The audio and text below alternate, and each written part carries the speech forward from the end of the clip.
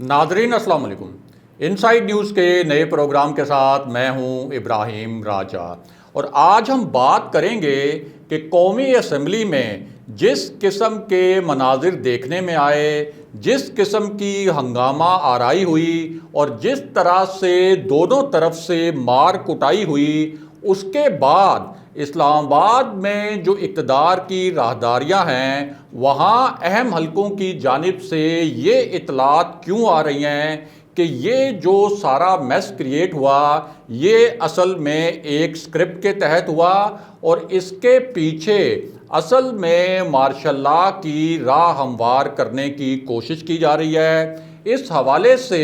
वज़ीर आज़म इमरान खान ने किस नोयत के अहम फैसले किए हैं और इसके अलावा आपको ये भी बताएंगे कि शहबाज शरीफ इस वक्त क्या चाल चल रहे हैं और हुकूमती सफ़ों में दो वज़ीरों के दरमियान किस तरह की तल्ख कलामी हुई, जिसमें 3-4 बड़े जो हुकूमती रहनुमा हैं वो भी कूद पड़े और उन्होंने एक दूसरे पर तुंदो तेज़ इल्ज़ामात लगाए और बहुत ही सख्त अल्फाज इस्तेमाल किए एक दूसरे के लिए। हमारे जिन दोस्तों ने अब तक हमारे चैनल को सब्सक्राइब नहीं किया उनसे हम कहेंगे कि हमारे चैनल को सब्सक्राइब कर लें ताकि उन्हें अहम मालूमात बर वक्त मिलती रहें। अब वापस आते हैं आज के मौजू पर, यानी क्या कौमी असम्बली में जिस किस्म की हंगामा आराई हुई ये किसी स्क्रिप्ट के तहत की गई, यानी इसके पीछे क्या कोई सोचा समझा मंसूबा था और इस हंगामा आराई और मार कुटाई करवाने का मकसद क्या मार्शल लॉ की राह हमवार करना था। इस हवाले से इस्लामाबाद में अहम हलके किस नोयत की इतलात दे रहे हैं, ये पूरी कहानी आपको सुनाते हैं और साथ ही आपको इसी पूरी सूरत हाल के मुतल्लिक एक दिलचस्प वाक़या भी सुनाते हैं कि किस तरह हुकूमती वुज़रा आपस में ही इस वक्त उलझ पड़े हैं और दो वज़ीरों के दरमियान किस तरह की तल्ख कलामी हुई। तो मामला ये है कि अपोजिशन ने जो शर्त रखी थी कि डिप्टी स्पीकर के ख़िलाफ़ हम तहरीक अदम एतमाद वापस ले सकते हैं अगर कासिम सूरी की सदारत में होने वाला जो कौमी असम्बली का इजलास था उसमें की गई कानून साजी को वापस ले लिया जाए। अब इस सूरत हाल में असद उमर और मुराद सईद के दरमियान बड़ी गर्मा गर्मी हुई और इसके अलावा शीरी मज़ारी भी इसी पूरे मामले में जब कूदी तो उन्होंने भी बड़े तल्ख सवालात किए और बहुत ही तल्ख जुमले उन्होंने असद उमर को कहे। अब हुआ ये है कि जिस वक्त ये इतलात आना शुरू हुई कि ये कानून साजी हुकूमत जो है वापस ले सकती है, यानी दोबारा वो कोशिश करेगी कि जो उसने एक ही दिन में 21 बिल्स पास करवाए थे उनको दोबारा पास करवाने की कोशिश की जाए, तो उस पर मुराद सईद असद उमर पर बरहम हो गए और साथ ही उन्होंने आमिर डोगर को भी ये कहा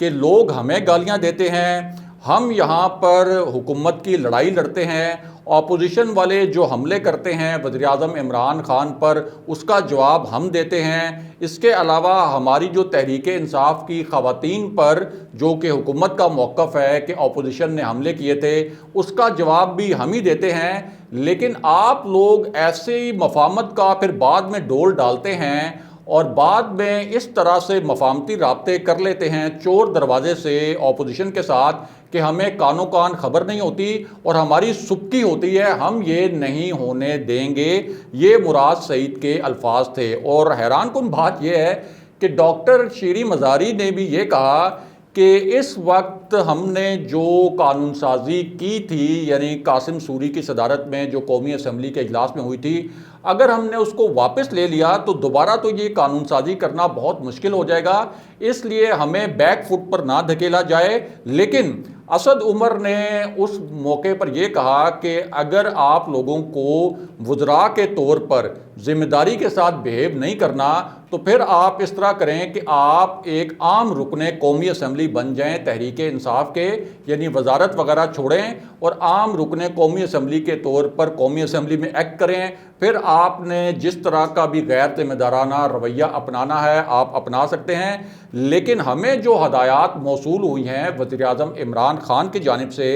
वो हदायत ये हैं कि कौमी असम्बली का इजलास روزانہ کی بنیاد پر چلانا ہے، اور اگر ہم نے یہ قومی اسمبلی کا اجلاس چلانا ہے تو ہمیں اپوزیشن کے ساتھ بات کرنی پڑے گی۔ اب جب یہ صورتحال جاری تھی تو اس وقت مراد سعید اور اسد عمر کے درمیان بڑا ہی تلخ جملوں کا تبادلہ ہوا، اور مراد سعید نے اسد عمر سے پوچھا کہ آپ بتائیں کہ قومی اسمبلی میں آپ نے کتنی مرتبہ وزیر اعظم عمران خان کو جب ان کے خلاف نعرہ بازی ہو رہی ہوتی ہے اپوزیشن کی جانب سے، جب ان کے متعلق نازیبا الفاظ استعمال کیے جا رہے ہوتے ہیں، تو کتنی مرتبہ آپ نے اس کے جواب میں اپوزیشن کے خلاف کچھ سخت تقریر کی ہے یا وزیر اعظم عمران خان کو ڈیفینڈ کیا ہے؟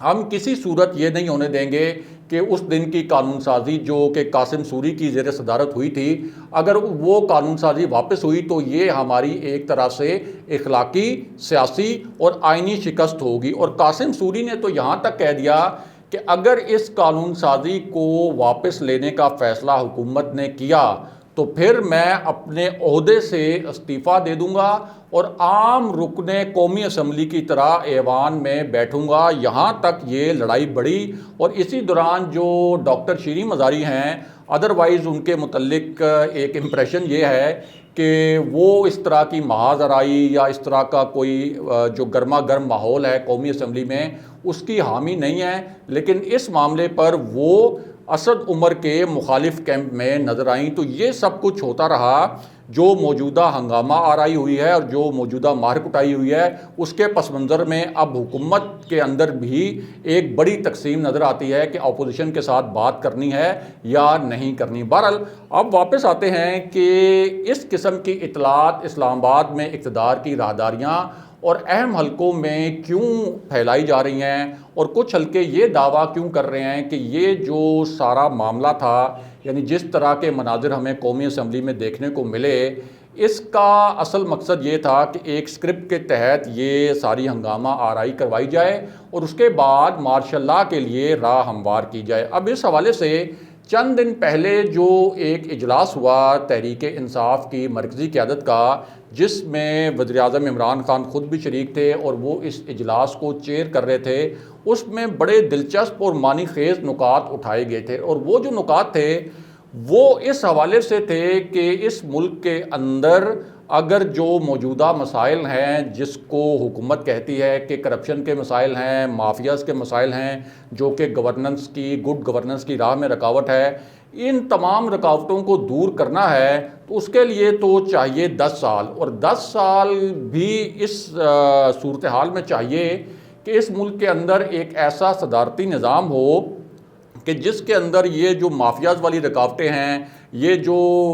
کرپٹ ایلیمنٹ ہیں حکومت کے بقول، ان تمام کرپٹ ایلیمنٹس کا اور ان مافیاز کا مکمل طور پر صفایا بغیر کسی روک ٹوک، بغیر کسی رکاوٹ کے کیا جا سکے، یعنی صدارتی نظام کے تحت بے پناہ اختیار اور لامحدود اختیارات ہونے چاہیے جو بھی صدر ہو۔ اور ظاہر ہے کہ تحریک انصاف کی خواہش تو یہی ہے کہ عمران خان صاحب ہی اس صدارتی نظام میں صدر ہوں۔ تو یہ ہمارے ذرائع نے ہمیں بتایا ہے کہ آج سے چند دن پہلے بھی وزیر اعظم عمران خان کی صدارت میں ہونے والے ایک اجلاس میں یہی معاملات جو ہیں وہ ڈسکس ہوئے تھے، اور اس وقت تحریک انصاف کے کئی ارکان ایسے تھے جنہوں نے اس آئیڈیا کی حمایت کی تھی۔ اب اسی پوری صورتحال میں یہ جو ڈپٹی اسپیکر کے خلاف تحریک عدم اعتماد آئی اور پھر اپوزیشن نے ایک کمیٹی بنا دی اسپیکر کے خلاف تحریک عدم اعتماد لانے کے لیے، تو اب کچھ حلقے اس کو بڑی مشکوک نظروں سے دیکھ رہے ہیں، اور ان کا کہنا یہ ہے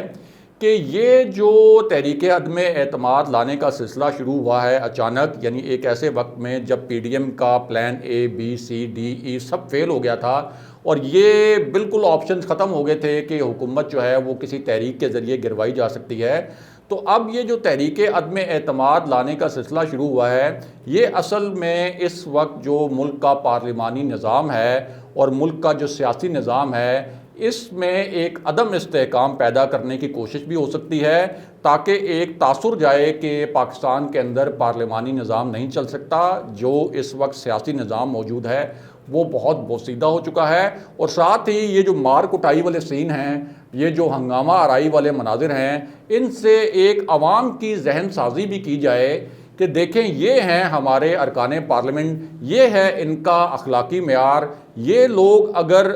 قومی اسمبلی میں اور پارلیمنٹ جس کو یہ کہتے ہیں کہ سب سے بڑا ایک ایوان ہے اور سب سے سپیریئر ایوان ہے، وہاں اگر یہ گالم گلوچ اس طرح سے کر سکتے ہیں، ایک دوسرے کے گریبان پکڑ سکتے ہیں، خواتین کو گالیاں دے سکتے ہیں، خواتین پر تشدد کر سکتے ہیں، یعنی چاہے وہ حکومتی ارکان ہوں چاہے وہ اپوزیشن کے ارکان ہوں، تو اس سے ان کا یہ جو ایک فیس ہے اس کو ایکسپوز کرنے کی کوشش کی گئی ایک سکرپٹ کے تحت، یہ بعض حلقوں کا دعویٰ ہے، اور ان کا کہنا یہ ہے کہ اس سے ایک رائے عامہ بنانے کی کوشش کی جائے گی کہ ملک کے اندر یہ جو پارلیمانی نظام ہے یہ ہمیں سوٹ نہیں کرتا، کیونکہ اس پارلیمانی نظام نے ہمیں جو پارلیمانی نمائندے دیے ہیں وہ عوام کے مسائل حل بھی نہیں کر سکتے، اور ان میں اتنی صلاحیت بھی نہیں ہے، اور ان کی جو اخلاقی معیار ہے وہ بھی اتنا گرا ہوا ہے، یعنی ایک تو کرپشن کے حوالے سے جو ان کے اوپر الزامات ہیں، اور دوسرا یہ جو مار کٹائی اور ہنگامہ آرائی کے ہم نے سینز دیکھے ہیں قومی اسمبلی میں۔ تو اس وجہ سے اب ایک ڈیبیٹ شروع کروائی گئی ہے سوشل میڈیا کے اوپر بھی، اور اس پر ٹرینڈ چلوائے گئے ہیں صدارتی نظام کے حق میں، اور تحریک انصاف کا آفیشیل سوشل میڈیا سیل یہ ٹرینڈ چلوا رہا ہے۔ اور بہت اہم بات یہ ہے کہ رانا ثناء اللہ نے باقاعدہ کیمروں کے سامنے یہ تصدیق کی ہے کہ مسلم لیگ نون کو بھی اس طرح کی اطلاعات مل رہی ہیں کہ ملک کے اندر صدارتی نظام نافذ کرنے کے لیے راہ ہموار کی جا رہی ہے، اور ان کا یہ کہنا تھا کہ ہم اس صدارتی نظام لگانے کی، اس کو نافذ کرنے کی جو کوشش ہے اس پر مزاحمت کریں گے۔ دوسری جانب شہباز شریف اس پوری صورتحال میں چاہ یہ رہے ہیں کہ کسی سمجھوتے کے تحت وہ اپنے لیے، اپنی پارٹی کے لیے اور میاں نواز شریف کے لیے کوئی ریلیف حاصل کر لیں، لیکن وزیراعظم عمران خان کی اپنی ذاتی خواہش یہ ہے جو کہ ہمارے ذرائع نے بتائی ہے، اور ایسے ذرائع جو وزیراعظم عمران خان کے بہت قریب ہیں ان کا یہ کہنا ہے کہ وزیراعظم عمران خان کی یہ خواہش ہے اور وہ چاہتے ہیں کہ اس معاملے پر کام بھی کیا جائے کہ اس ملک میں صدارتی نظام آئے، اور صدارتی نظام کے تحت ان کے پاس لامحدود اختیارات ہوں، تاکہ جن ایلیمنٹس کو وہ مافیاز کہتے ہیں ان مافیاز کو ایلیمینیٹ کرنے میں، ان کو ہٹانے میں، اور ان مافیاز کو ختم کرنے میں ان کو کسی قسم کی کوئی مشکل نہ ہو اور کوئی رکاوٹ ان کو اس معاملے پر پیش نہ آئے۔ اگلے پروگرام تک کے لیے خدا حافظ۔